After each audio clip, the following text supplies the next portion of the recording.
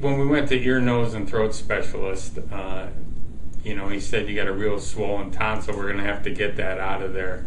He said, we won't know what the cause of it is until we get it out. He said, but there's always a possibility. It could be some sort of a benign growth, but it also could be cancer. When that was first said, I felt to myself that I thought this was cancer. It just felt serious, and didn't let on to my wife that. But after we had the surgery and it was taken out, and you come back in the office, you sit and hear those words. We did find something, and it is cancerous. It's a tough thing to take, but it was followed up quickly at that time with. But it's a form of lymphoma, and if you're going to have cancer, you would rather have lymphoma than throat cancer. He said if you had throat cancer, then we're doing surgeries and cutting things out, and it's very difficult. So at that point, my father had lymphoma and recovered from that 25 years ago.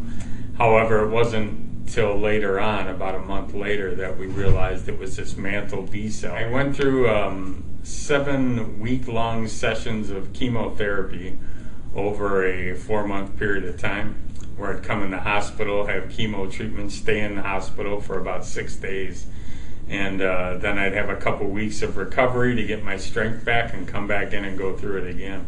So I think I've had probably 14 to 15 different kinds of chemo medication to attack this disease. At the end of all that, when we got to, they went in and took healthy stem cells out of my body once I went through the chemo, because at that point the cancer, I had a PET scan and was cancer free, and they went in and got my stem cells. They got about 10 million of these cells out, froze them, which is the process, and then I went through the process of having a final chemo treatment where they doubled up the intensity to try and do a final knockout and make sure this was out of your system. About a month later, in the hospital, they put these stem cells back into my body.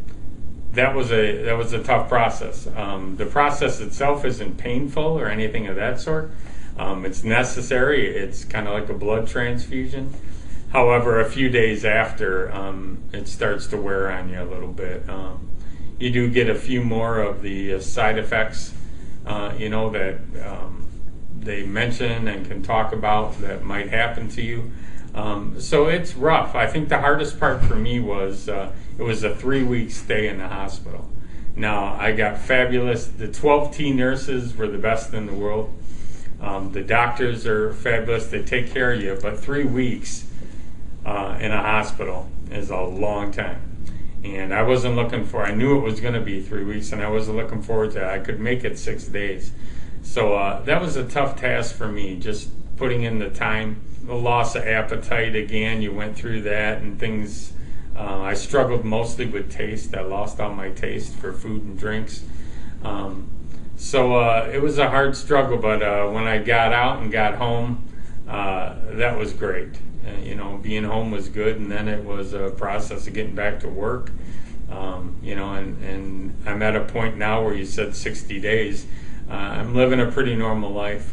I come to the doctor's office once a week, get blood checks, and just to see how you're doing, make sure there's nothing going on.